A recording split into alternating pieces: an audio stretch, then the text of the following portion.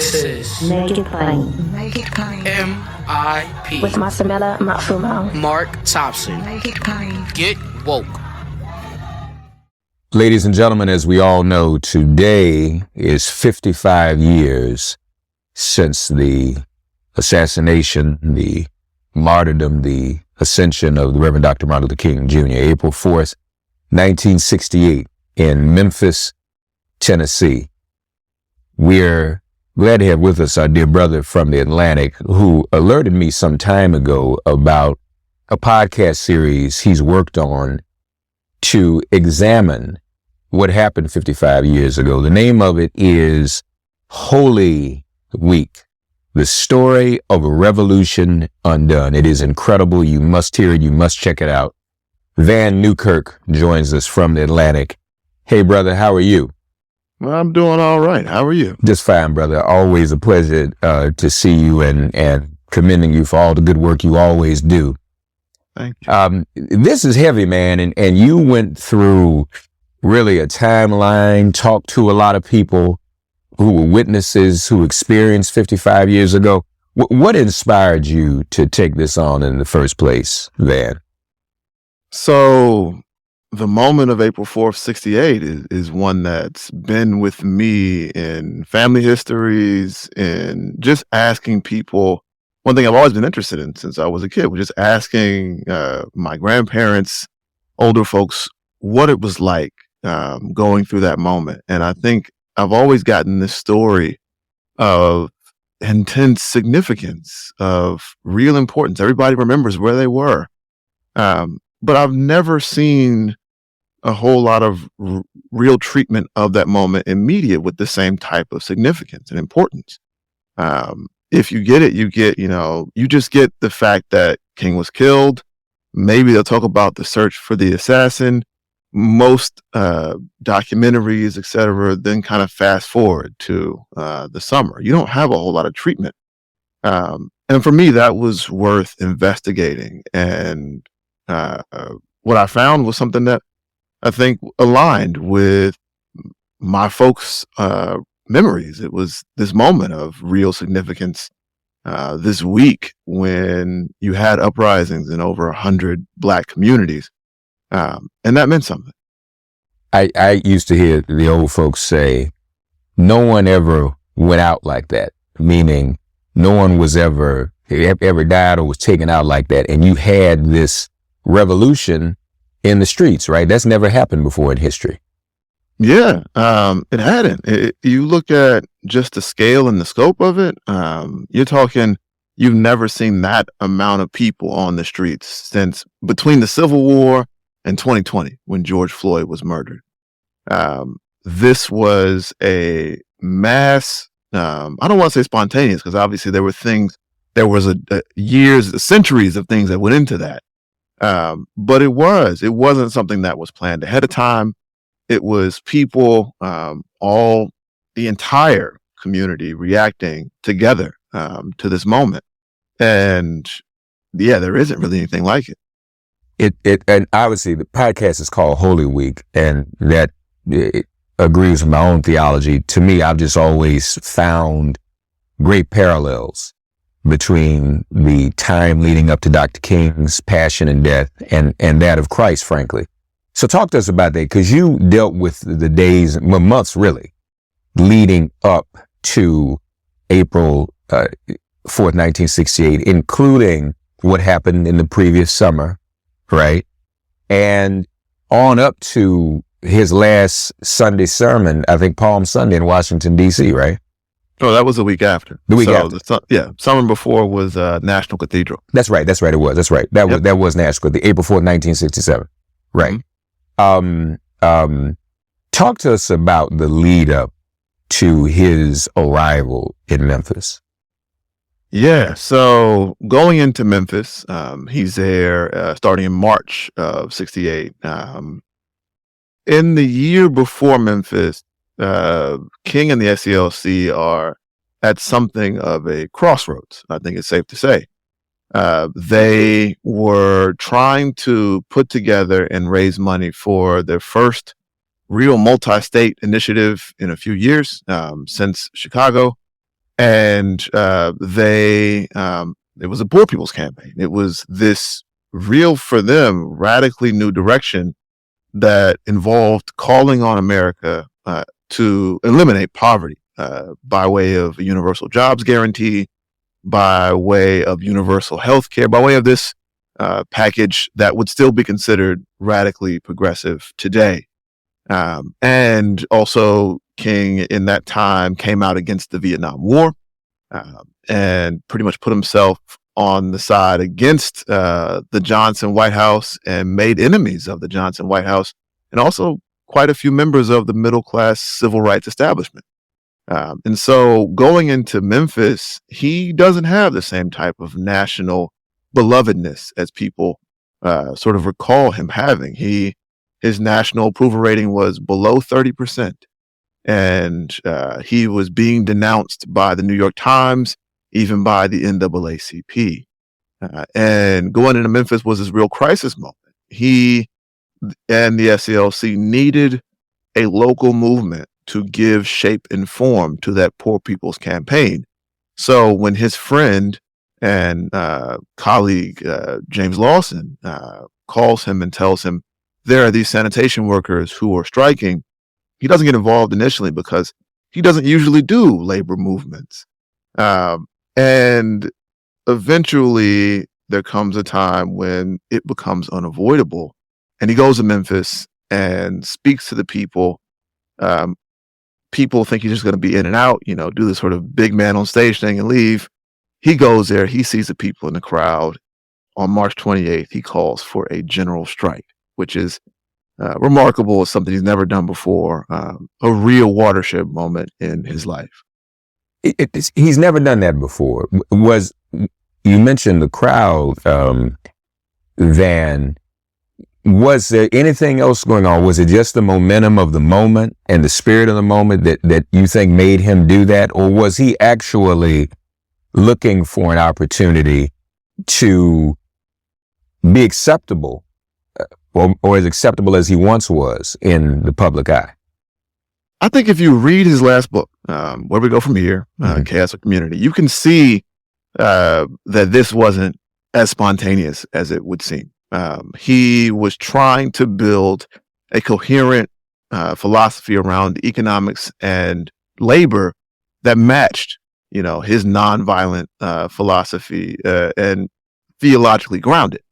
And so I think what he was trying to do going into Memphis was find a way to expand. I think he understood that what people expected of him, which was go and, be the boycott guy just for people getting into black schools or people getting to black middle class spaces, that was not, it was not nearly all he wanted to do.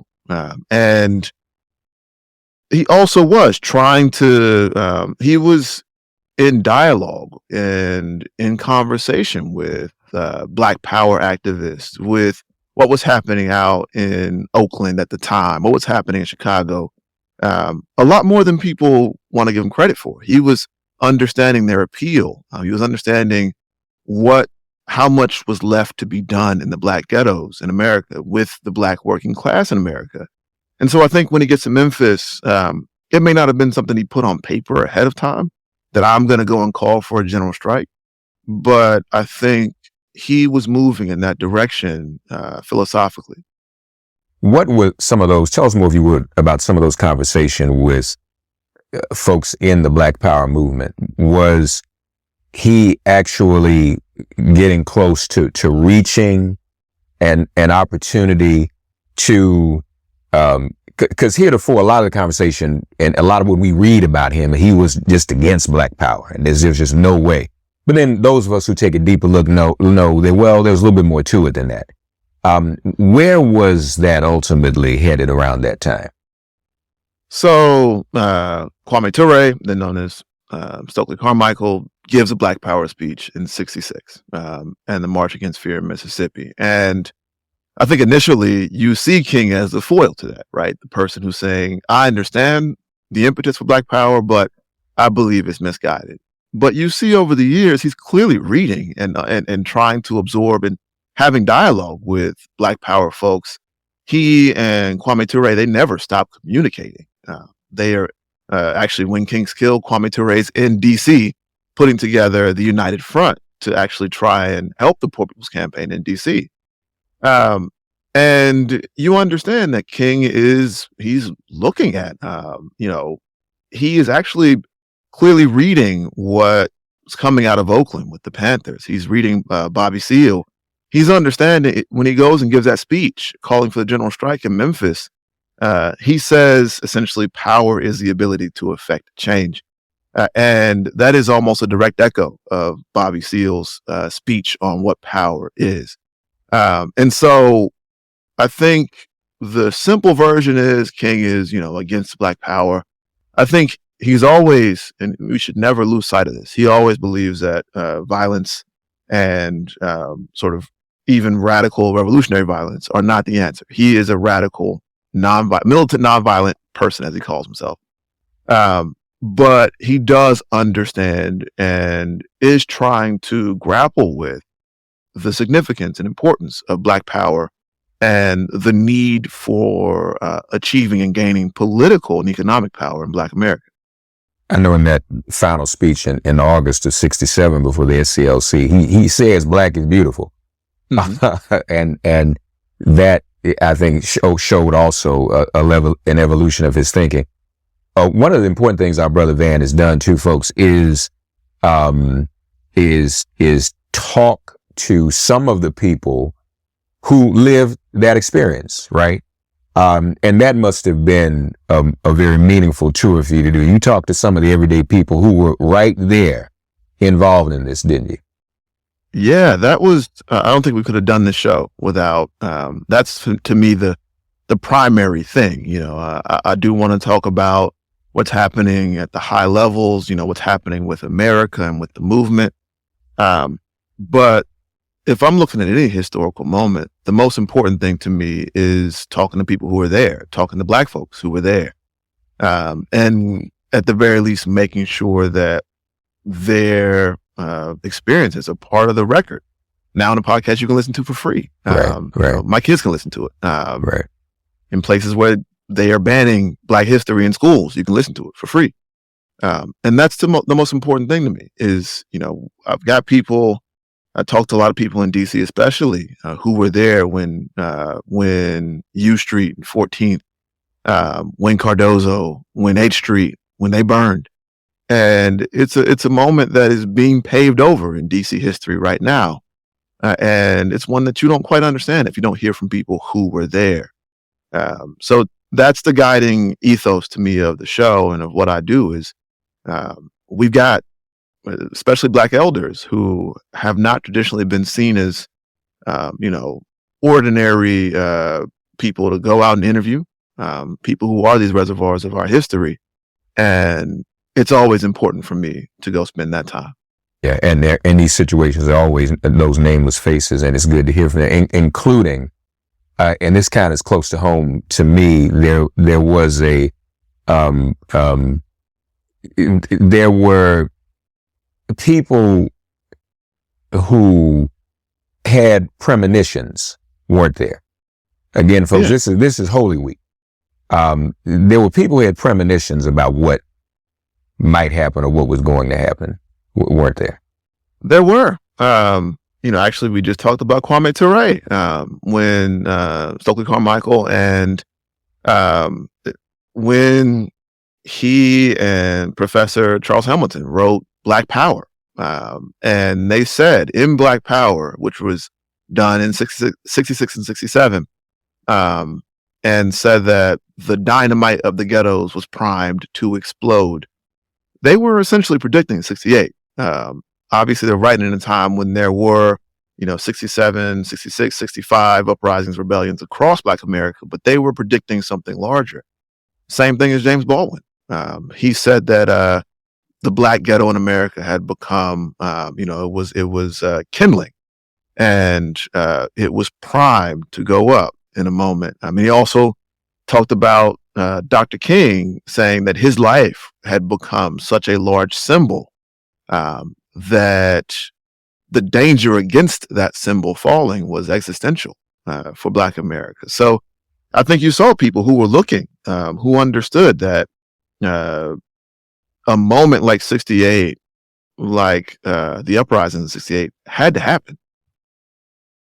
One person who was, I guess, a young person at the time, talked about a diary from her mom, I believe. And she talks about what happened in 1968. So, you know, I think, I don't know if I've shared this story with the audience before. My father's family is Memphian. My grandmother was alive at the time, his mom. And it snowed. It was a very unusual snowstorm in Memphis in March. And she had a premonition about that.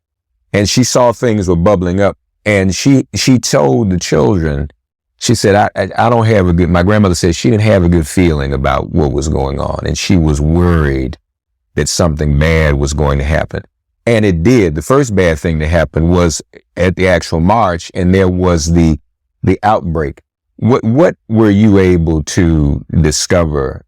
Was anything new to be learned from, because again, all these things have just been told to us from 30,000 feet in the air, but what you've done is the first in-depth thing, and that's why it's so important, folks. What more were you able to learn about what happened that fateful day when the march got out of control? Yeah, so we went and we talked to people who were there, including members of the Memphis Invaders, which was a local Black Power group. Actually, a lot of people don't know. I didn't know until we started the show. They were the last group to meet with King in room 306 in the Lorraine Motel a couple hours before he was shot. And what John Burrow Smith told us, he was a brother who founded the Invaders in Memphis. He essentially told us that number one, it was a illustration. They were meeting with King to come to terms. They weren't meeting with, they clashed, obviously. The Invaders had been trying to get agitators to come to the marches, and they wanted to take a militant stance in favor of the strikers. King didn't want that, obviously. But what happens is not the storybook, King is against Black Power, we have this clash happen. What happens is they are so impressed and taken by his actual commitment to poor people, and he understands and connects with them, partly on the basis, a lot of them had the same background. One of the brothers who founded the Invaders went to Morehouse, so they're able to talk, and they're speaking the same language in a real way, and they sit and meet. And these brothers who, up until just a few weeks before, thought King was the person who was going to come and be the face of the establishment, decide and promise that they're going to go be marshals in his march. And that happens even after that, the march you talked about on the 28th. It is people, it gets out of hand. Police crack down on it. It becomes, the police end up shooting tear gas inside of Claiborne Temple while Black grandparents and children are there taking shelter. Often the dissolution of that march is blamed on the Invaders, on the Black Power element, who didn't want to march orderly and organized down the street. But in the actual hours after it falls apart, King and those people and that group are meeting and coming together. That's a whole different narrative than what you'll hear about how things went down and about where King was with Black Power when he died. And, you don't hear that. You don't hear that at all. What more, if anything, were you able to learn about the actual assassination itself and what unfolded there? Now, you said he met with the Invaders, and they were the last group to meet with him in 306. They were the last group. They met. Members of the Invaders drove home, and found out on TV when they got home that King had been assassinated. So it was that close in time. We didn't delve too much into the assassination itself. We did go into the COINTELPRO papers, and we were able to see just the extent to which the FBI had totally infiltrated and was sabotaging every single layer and level of the movement, how they had eyes on and understood every single coming and going of King in his final days, how they even eavesdropped on his family and friends as they were planning his funeral the day after, and relayed the information to the president, who decided not to come to the funeral because people at that planning meeting said they weren't going to give him a place of honor at the funeral. We got a little bit more information about sort of just exactly how much effort the FBI and federal government took in sabotaging and undermining King, and what that meant as far as how much they feared him. But I think as far as the assassination goes and the manhunt and the investigation, those were a bit, we didn't focus on that because for me, I wanted to keep the lens on the Black folks who were just sort of in the middle of the news.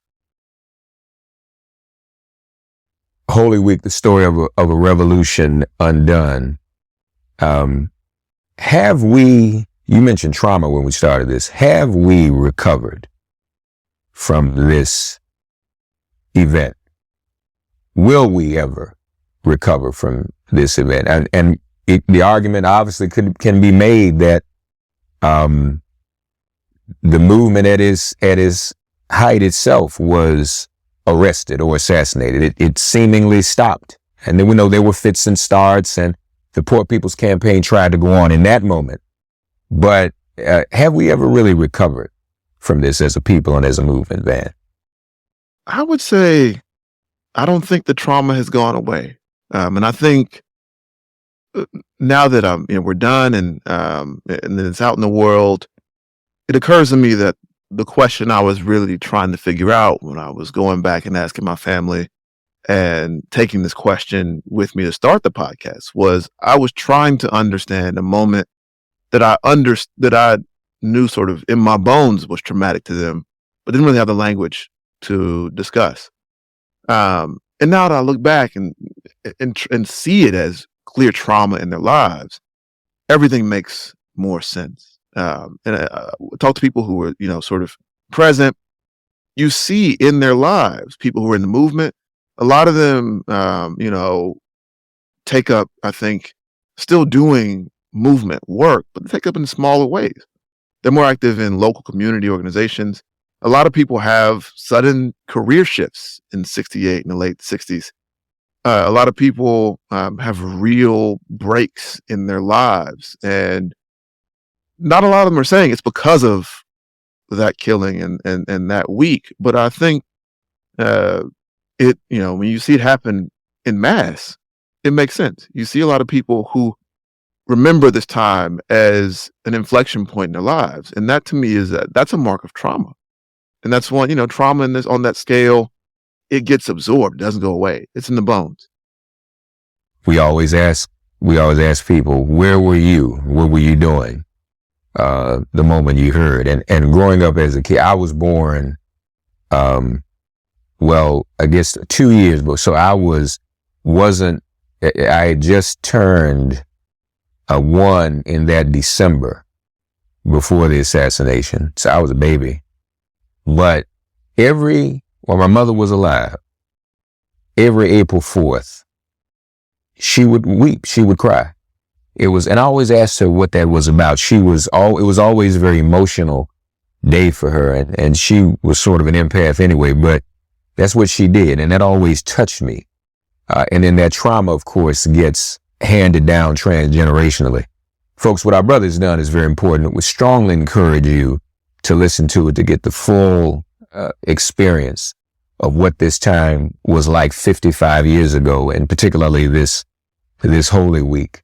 And when we think about Dr. King, I also always like to say, Jesus was crucified next to two people of low stature. Dr. King went to Memphis on behalf of two people of low stature who were also killed. The two brothers who were the sanitation workers, Cole and Walker. And we think about them as well. And that shows the level of sacrifice he was willing to make. Who cares? Most of us don't even speak to the garbage workers when they come around the neighborhood, but they matter to Dr. King, and he gave his life in that struggle. Podcast is everywhere. Holy Week, the story of a revolution undone.